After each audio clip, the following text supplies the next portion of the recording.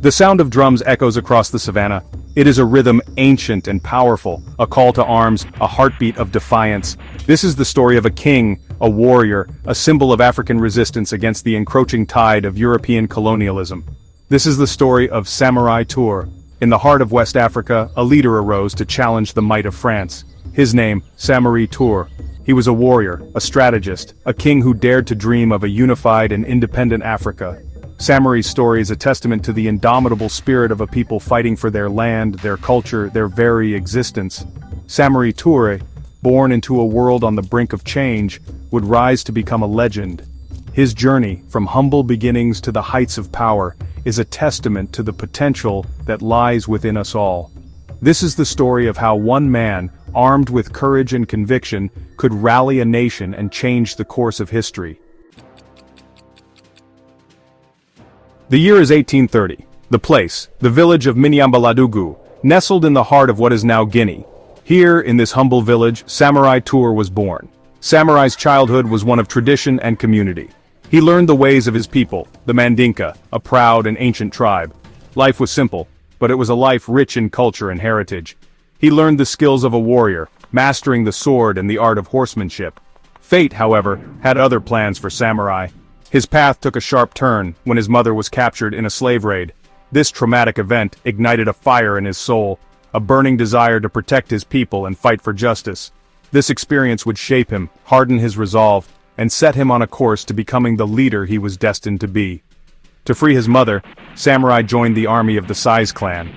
He quickly rose through the ranks. His bravery in battle, his tactical mind, and his natural leadership qualities did not go unnoticed. He became a respected warrior, leading men into battle with courage and skill. By 1857, at the age of 27, Samori Touré had proven himself a capable leader. He raised his own army, uniting smaller Mandinka groups under his banner.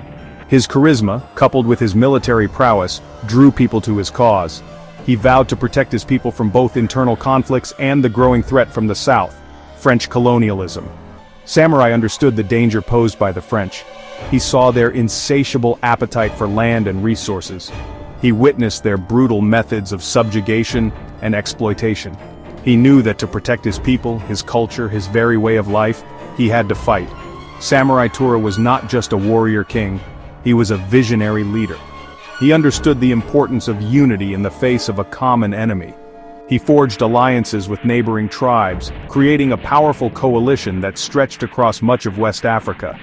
His empire, known as Wassoulou, was more than just a collection of conquered lands. It was a nation built on the principles of self-reliance, economic independence, and cultural preservation. Samori knew that to resist the French militarily, he had to be their equal economically and strategically. Section 4. The Rise of Wassoulou. Samori established his capital at Bisandugu, a strategically located city that became the heart of the Wassoulou Empire. Under his rule, Wassoulou flourished. He implemented administrative reforms, established a centralized government, and introduced a single currency to promote trade. Recognizing the importance of education, Samori established Islamic schools throughout his empire. He believed that knowledge was power, and that a well-educated populace was essential to resisting colonial influence. Samori's empire wasn't built solely on military strength, it thrived on trade and economic independence. He established trade routes with both the north and the south, exchanging goods such as gold, cola nuts, and slaves for firearms and other European manufactured goods. He understood that to defeat the French, he needed to fight them on all fronts, militarily, economically, and ideologically. He instilled in his people a sense of pride, a belief in their own strength and resilience. He gave them something to fight for, a future free from colonial oppression. Section 5. A Clash of Empires. The inevitable clash came in 1882 when the French, driven by their ambition to control the trade routes leading to the interior, launched a full-scale military campaign against the Wassoulou Empire. Samori's army, though smaller and less technologically advanced, was a formidable force. His warriors, fiercely loyal and deeply familiar with the terrain, fought with unmatched bravery. They employed guerrilla tactics, using their knowledge of the land to their advantage.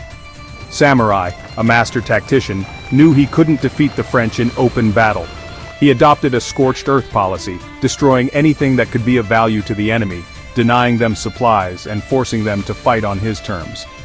For over a decade, Samori's forces kept the French at bay. His victories against them, particularly the Battle of Wayawayanko in 1886, where he inflicted heavy losses on the French, earned him the respect of his enemies and solidified his status as a legend.